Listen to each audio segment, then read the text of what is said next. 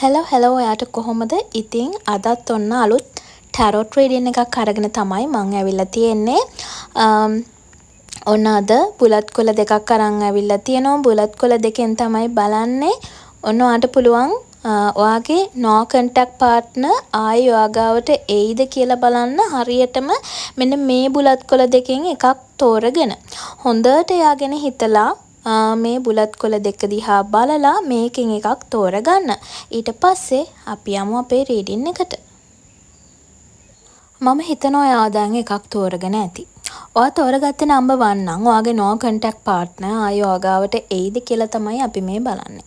අද බලන්නේ බුලත් කොළෙන්. ඉතින් මේ බුලත් කොළ දෙකෙන් එකක් තෝරගෙන ටැරොට් කාඩ් වලට අනුව ඒ කෙනා නැවත ඔයාගාවට එන්න යම් සම්භාවිතාවක් තියෙද කියලා තමයි බලන්නේ. ඔව්. ඔයාගේ no contact partner විශේෂයෙන්ම ඔයාගෙන යම්කිසි වැරදි වැටහීමක් මත. එහෙම නැත්නම් ඔයාට ඒ කෙනා ගැන ලොකු යම්කිසි වැරදි වැටහීමක් මත තමයි ඔය දෙන no contact period එකක ඉන්නේ. ඒත් එක්කම නිකන් ඔයාගේ ආදරය යම් අඩුවක් දැනිලා. එහෙම නැත්නම් යම් හිස්තැනක් ඇවිල්ලා මේ ආදරයට යම්කිසි කෙනෙක්ගේ බලපෑමක් ඇති වෙලා හිත රිදිලා එහෙම නැත්නම් පීඩණයට දුකටපත් වෙලා කාගේ හරි මැදිහත් වීමක් මත ඔය දෙන්න වෙන් වෙලා වගේ ඉන්නවා නම් විශේෂයෙන්ම ඔයා ෆයිල් නම්බර් 1 තෝරගත්තා නම් පළවෙනි බුලත් කොලේ තෝරගත්තා නම් ඔයාගේ පාර්ට්නර් නැවත ඔයාට කතා කරන්න chance එක තියෙනවා 60%කට වඩා නැවත එයා මේ අවුරුද්දේ අවසානයටත් කලින් කතා කරන්න ඔයාට chance එක තියෙනවා හැබැයි මෙතෙන්දී ඔයා විශේෂයෙන්ම නොකළ යුතු දේවල් ටිකක් තියෙනවා ඔයා තවදුරටත් එයත් එක්ක no contact ඉන්නවා නම් එයත් ඔයත් එක්ක no contact ඉන්නවා නම් ඔයා මෙතෙන්දී පස්සෙන් යන එක සම්පූර්ණයෙන්ම නවත්තන්න ඕනි. ඒත් එක්කම ඔයා එයාගෙන ඕනට වඩා හොයලා බලන එක නවත්තන්න ඕනි.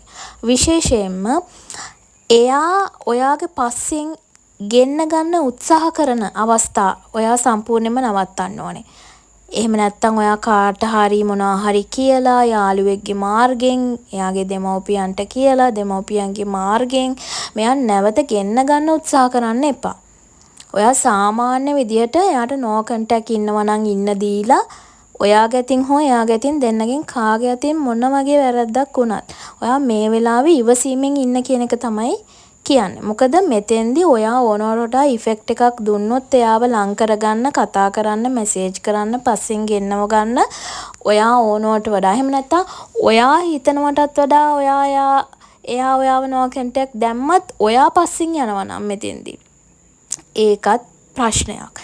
ඒ නිසා ඔයා ඉන්න විදිහට ඉන්න සයිලන්ට් ඉන්න එයාට එයාගේ පාඩුවේ ඉන්න දෙන්න අනිවාර්යෙන්ම 60%කටත් වඩා වැඩි සම්භාවිතාවක් තියෙනවා මේ කෙනා නැවත ඔයාට කතා කරන්න.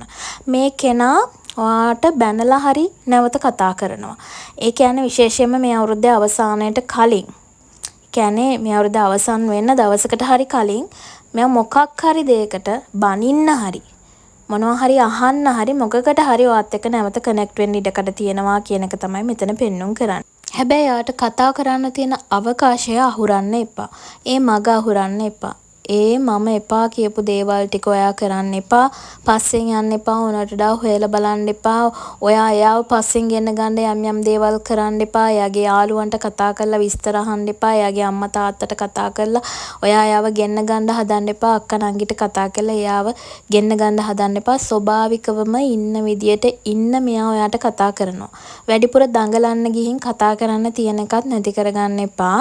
ඒක හින්දා ඔයා ඉන්න සාමාන්‍ය විදියට ඉන්න පොසිටිව් මනසක් ඇතුව ඔයා ඉන්න ඔයා නෙගටිව් දේවල් හිතන්න එපා මේ වෙලාවේ ඔයා අනිවාර්යෙන්ම මෙයා කතා කරනවා කියන පොසිටිව් ලෙවල් එකේ ඉඳලා ඔයාගේ එනර්ජි එක අඩු කරගන්නේ නැතුව ඔයා ඒ ලෙවල් එකේම ඔයා no contact ඉන්න එයා අනිවාර්යෙන් ඔයාට මොකක් හරි දෙයකට ඔයාගේ ජීවිතයට නැවත කනෙක්ට් වෙනවා මේ කෙනා මොනවා හරි පොඩි දෙයක් අහන්න හරි වත් එක කතා කරනවා.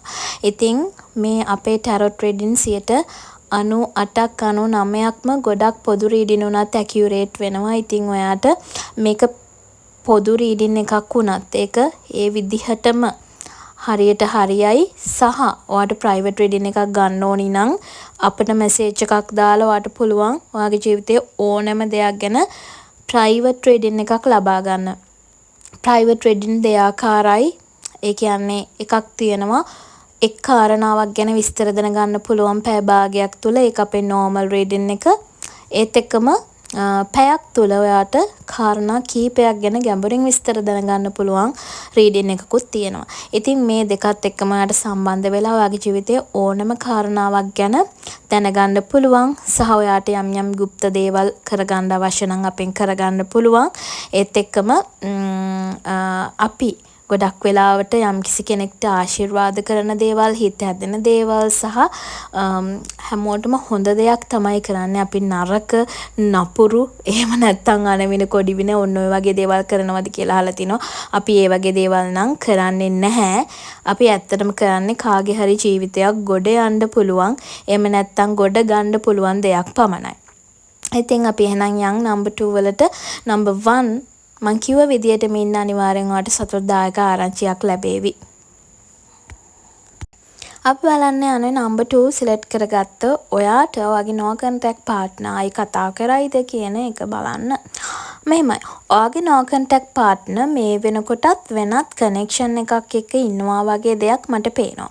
පොඩ්ඩක් එයාගේ ඔළුව නිකන් ඔයාව කරදරයක් විදියට තමයි දකින්නේ. එයාගේ ඔළුව පොඩ්ඩක් වෙන පැත්තකට හැරිලා එහෙම නැත්නම් එයා චුට්ටක් ඔයාගෙන් පලි ගන්න උත්සාහ කරනවා වගේ දෙයක්, ඔයාව රිද්දන්න උත්සාහ කරනවා වගේ දෙයක් මෙතන පෙන්වුම් කරනවා. සහ මේ කෙනා ටිකක් හිතුවක්කාර කෙනෙක්, ඊගෝ එක වැඩි කෙනෙක්. ඒත් එක්කම ඔයා එක කතා කරන්නේ නැහැ කියන ලෙවල් එකේම තමයි මෙයා ඉන්නේ මේ වෙනකොට.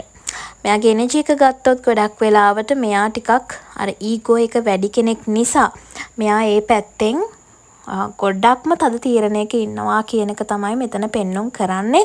එතකොට ඔයාගේ පැත්ත බැලුවොත් ගොඩක් වෙලාවට ඔයා හරිම ෆ්ලෙක්සිබල්, ඔයා ඒ කියන්නේ ඔයා නම්‍යශීලී, ඔයා තවමත් බලන් ඉන්න, ඔයා තැවෙනවා. ඔයාට මේක ආයි ඇති කරගන්න උවමනාවක් තියනවා ලොකුවටම.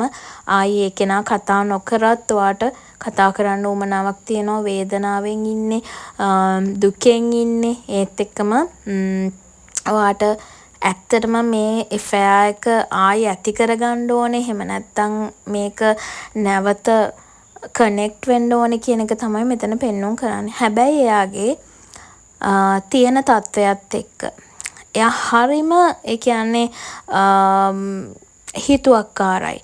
ඒ කියන්නේ එයා හරිම ගත්ත තීරණය බොහොම තදින් අරගෙන ඉන්නවා වගේ එකක් තමයි පේන්නේ. සහ එයාට ඔයාව නිකන් පොඩි හිස රදයක්, කරදරයක් වගේ තමයි එයා දකින්නේ. එයා ගොඩක් වෙලාවට නිදහස හොයනවා. එයාගේ ජීවිතේ ගොඩක් නිදහස හොයලා අර කොට්ටෝරුවා කෙහෙල් ගස් වලට ඇනලා කොටලා එයාගේ හොට පටල ගන්නවා වගේම මෙයාටත් එක තැනක් එනවා එයාගේ හොට පැටලෙන. අන්න එතකොට තමයි නැවත ඔයා ගාවට එන්න මතක් වෙන්නේ. හැබැයි දැනට නම් පේන ළඟකදී මෑතකදී ඔයාට කතා කරයි කියලා හිතන්න බෑ. හැබැයි මෙයා ඔයාට කතා කරන්න ඉඩ තියෙනවා. 35ක 40ක ප්‍රමාණයක් ඉඩ තියෙනවා. හැබැයි මේක මෑතකදී සිද්ධ වෙන දෙයක් නෙවෙයි. මොකද මෙයා යම් කෙටි සම්බන්ධතා පවත්වගෙන යනවා.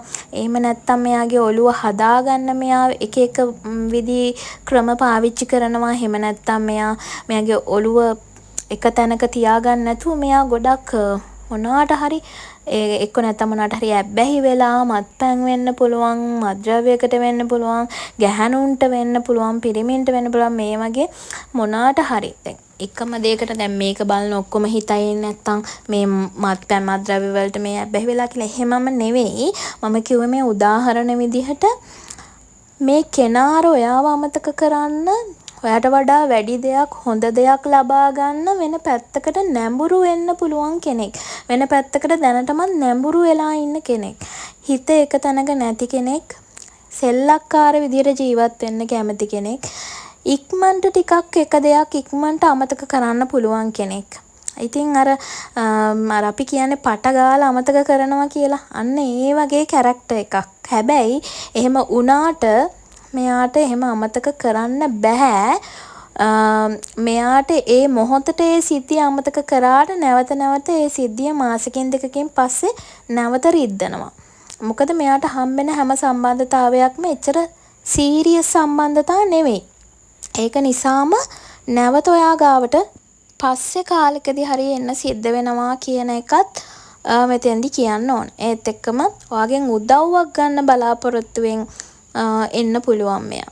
එහෙම නැත්නම් අර මං කිව්වා වගේ කොට්ටෝරුවක් ගහෙන් ගහට ගින් හොටපටලා ගත්තා වගේ මෙයා අසරණ වෙලා නැවත එන්න පුළුවන් ඔයා ගාවට. එතකොට ඔයා වෙනම පාරක ඉඳී. එතකොට ඔයා වෙනම මාර්ගයක ගිහින් තියෙයි. එතකොට ඔයා අමාරුවෙන් හරි හිත හදාගෙන ඉන්නත් පුළුවන්. මොකද මෙයා දැම්මක එනවා කියලා පේන්නේ නැහැ. මෙයා ඔය මං කිව්ව ගති ලක්ෂණ වලින් හැබි කෙනෙක්. ඒකින්ද මෙයාට ටිකක් නැවත ඔයාව මතක් වෙන්න මෙයාට ටිකක් යම් යම් දඬුවම් ටිකක් ලැබෙන්න අවශ්‍යයි. එහෙම නැත්නම් මෙයාගේ ජීවිතේ යම් යම් සන්දිස්ථාන ටිකක් පහු කරන්න අවශ්‍යයි. මෙයා දැන් ඔහොම ගානක් නෑ වගේ ඉන්නවා ඔයාව නෝ කන්ටැක්ට් දාලා සරින් සරේ ඔයාව මතක් වුණත් ඔයා ළඟට එන්න උත්සාහයක් දරන්නේ නැහැ. හැබැයි මෙයාට එක තැනකදී කාලයක් ගිහින් හරි මීට අවුරුද්දකට විතර පස්සේ හරි මීට මාස 6-7කට පස්සේ හරි ඔයාව මතක් වෙලා හිත පිච්චිලා නැවත ඔයා ගාවට එන්න සිද්ධ වෙනවා. ඉතින් එතකන් ඔයා බලන් ඉන්න. හැබැයි ඔයාගේ ජීවිතය හදාගන්න මෙතෙන්දී ඔයාට කරන්න පුළුවන් එකම දේ ඒකයි. මෙවැනි පුද්ගලයෙක් එක්ක ඔයා තවදුරටත් ජීවත් වෙනවද නැද්ද කියන එක ඔයා තීරණය කරන්න ඕන. ඉතින් එහෙනම් අදට අපේ රීඩින් එක මින් අවසන් වෙනවා. අපිත් එක්ක දිගටම රැඳිලා හිටපු ඔයගලන්ට ගොඩක් ස්තුතියි. රීඩින් එක බලලා ඔයගලන් දෙයක් ගත්තා නම් අපිව subscribe කරලා like කරලා comment කරලා තියාගන්න අමතක කරන්නත් එපා. ගිහින් එන්නම් හැමෝටම සුබ දවසක්.